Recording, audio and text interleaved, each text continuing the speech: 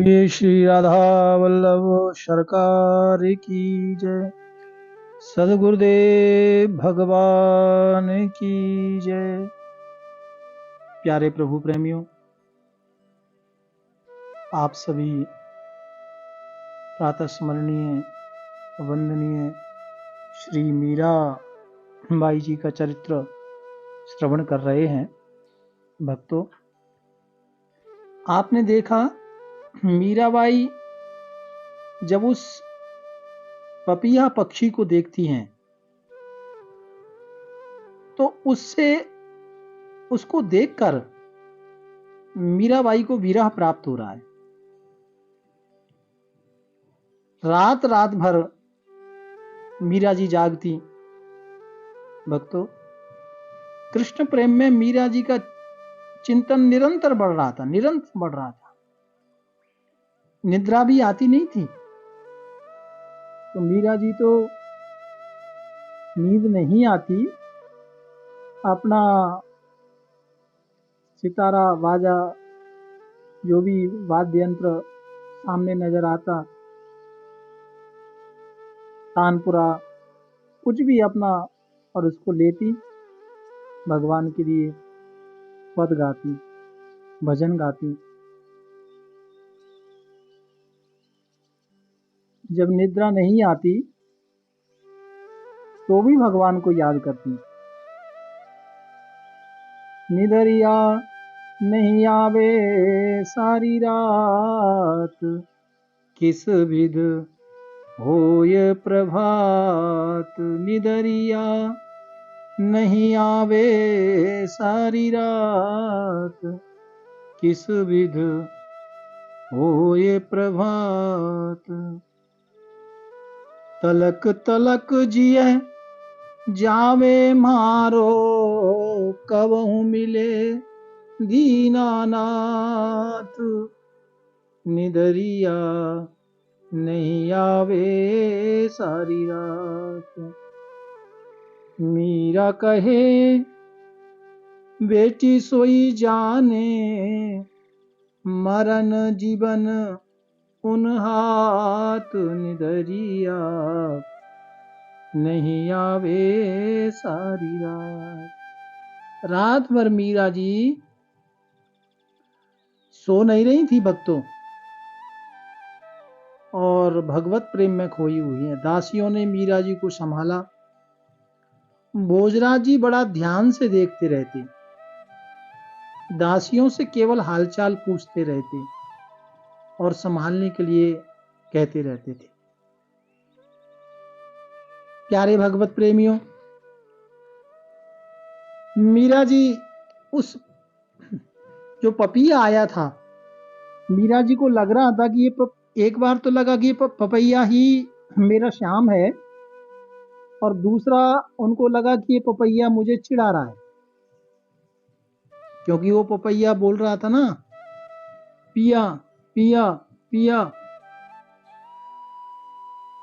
तो मानो मीरा जी कह रही हो कि जले पर नमक डाल रहे हो,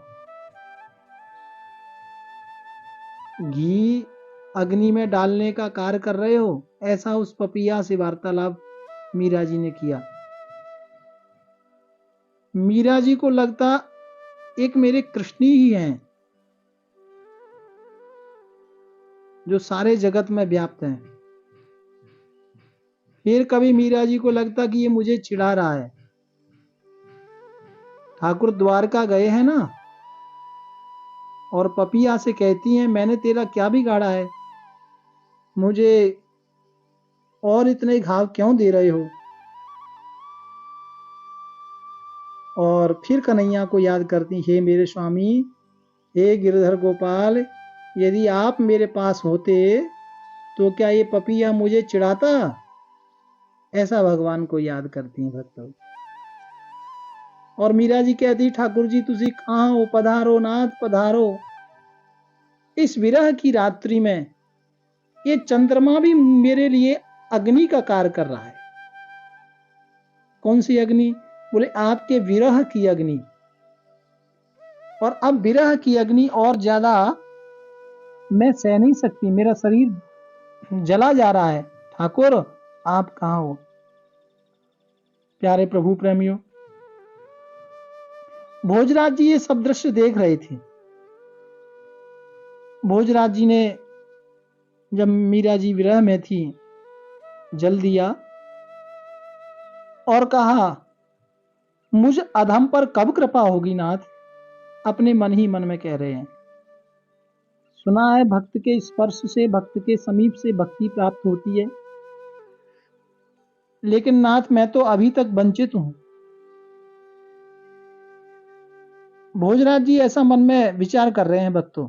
इधर मीरा जी भगवान के भाव में मूर्छित हो गई थी। दासियों को बुलाया। भोजराज जी ने कहा कि अब रात्रि में तुम यहां विश्राम करो, बार बार मुझे बुलाना पड़ता है। प्यारे प्रभु प्रेमियों, कभी कभी मीरा जी 8-8 दिन तक समाधि ले जाती थी। 8 दिन तक भी न कुछ खाती न कुछ पीती और शरीर की सुध बुध खो जाती थी। संसार विस्मृत हो जाता था। कभी हंसती, कभी रोने लगती, कभी मान कर बैठ जाती। मान मतलब जैसे कभी मांग करते हैं ना घर में, जैसे कोई बच्चा रूठ जाता है ऐसे। भोजराज जी बाहर भी जाते तो मीरा जी की चिंता लगी रहती थी। पता नहीं मीरा जी की अवस्था कैसी होगी। और बाहर जाने का आदेश जब मिलता तो बस मन में यही सोच रहती थी। युद्ध से डरते नहीं थे भक्तों, वीर थे, युद्ध के लिए चल पड़ते। पर एक बार भक्तों इधर अपने राज्य से किसी पड़ोसी राज्य से युद्ध छिड़ गया। किसी राजा की मदद करने के लिए गए थे। वहां भोजराज जी घायल हो गए। शत्रु ने बाण मारा, लेकिन वो बाण विष भरा हुआ था। बहुत भयंकर उस बाण में विष लगा था भक्तों। भोजराज जी आए, वैद्य जी ने उसकी दवा दी। बड़ी मुश्किल से प्रयत्न किया वैद्य जी ने, दवा पिलाने वाली, काढ़ा, पुड़िया, जो भी उस वक्त शल्य चिकित्सा जो भी चीज थी सब किया। लेकिन भक्तों इतना विषैला बाण में विष लगा था, इतना विषैला था वो बाण कि घाव ठीक ही नहीं हो रहा था। और रात्रि में सोते सोते बहुत दर्द होता तो कृष्ण कृष्ण कृष्ण कृष्ण जपते रहते। क्योंकि मीरा जी के द्वारा नाम जपने का मिला था ना, कि आप नाम आदेश, कि आप नाम जपो भगवान का। भक्तों इधर मीरा जी रात्रि में कुछ गुनगुना रही थी। आप ठाकुर जी से कह रही थी, ठाकुर जी आप एक पल भी मुझसे दूर ना हो। और कभी मीरा जी हंसने लगती, कभी कहती, अब तो मेरे प्रेम में बंध जाओ ठाकुर जी, मेरे प्रेम की डोर में आ जाओ ठाकुर जी। और फिर आगे से आवाज आती है, कन्हैया बोलते हैं, मैं तो तुम्हारे सम्मुख हूं, क्या कहना है कहिए। इधर भोजराज जी को निद्रा आ गई थी भक्तों। मीरा रात्रि में ठाकुर से संवाद कर रही थी, लाड़ लड़ा रही थी। मीरा ठाकुर से प्रेम भरी चर्चा कर रही थी भक्तों। मीरा जी कह रही थी, नाथ आपके बिना ये मेरा क्या जीवन है। सारी सारी रात यूं ही निकल जाती। प्रातः काल हुआ, भोजराज जी को मीरा जी ने देखा तो वो घाव भक्तों भरा नहीं था, ठीक नहीं हुआ था। तो मीरा जी भोजराज जी से कहते हैं कि आपका स्वास्थ्य कैसा है, आप विश्राम करो, मेरी चिंता ना करो।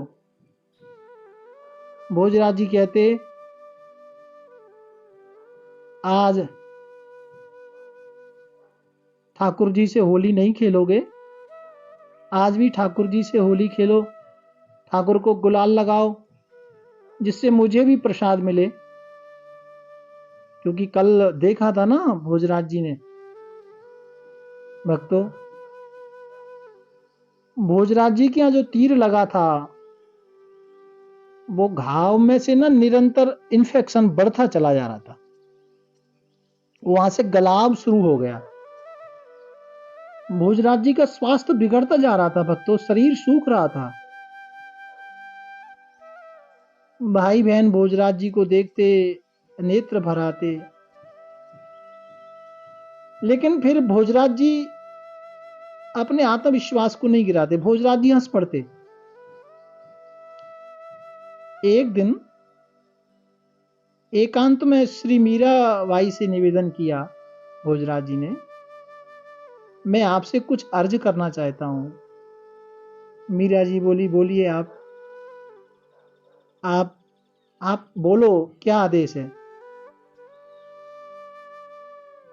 तो भोजराज जी कहते हैं कि मुझे यही लगता है कि मेरा घाव ठीक होगा नहीं, सो ऐसा कुछ मैं क्या करूं। मीरा जी कहती हैं, प्रारब्ध में ये प्रारब्ध है।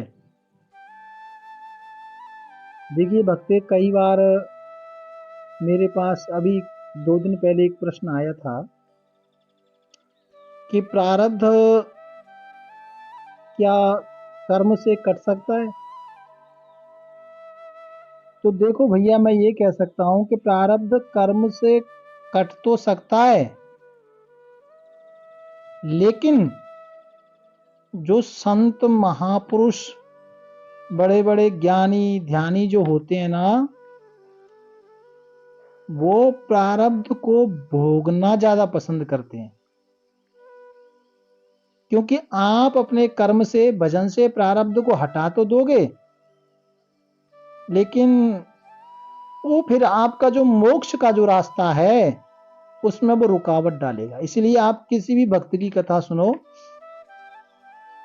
चाहे रामकृष्ण परमहंस हो, चाहे ये भोजराज जी जो आप कथा सुन रहे हैं, और कुछ दिन पहले आपने माधव दास बाबा की कथा सुनी थी, उन्होंने भी ठाकुर जी की उनकी सेवा की थी जगन्नाथपुरी में।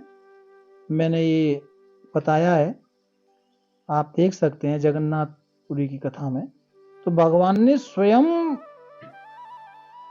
उनका पेट खराब हो गया था तो गंदे लत्ते स्वयं धुले थे। तो बाबा ने कहा कि आप चाहते हैं तो मेरी बीमारी 1 मिनट में ठीक कर सकते, इतना कष्ट क्यों।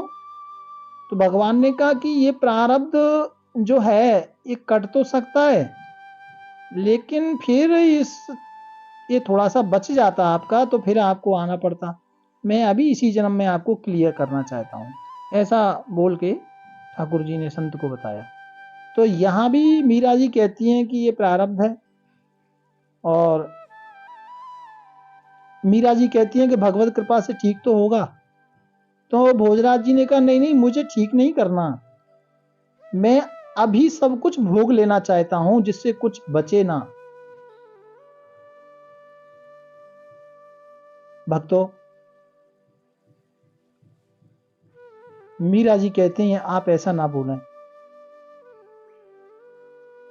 आप पापी नहीं हैं, आप तो पुण्यदायी हैं।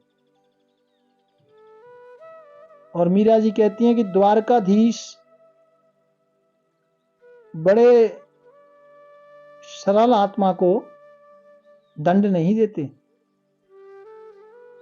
ठाकुर जी को कहती हैं, ठाकुर जी इनको दंड ना देना, इनके बदले भले मुझे ही दंड दे देना। ऐसा मीरा जी गिरधर गोपाल के आगे बोलती हैं।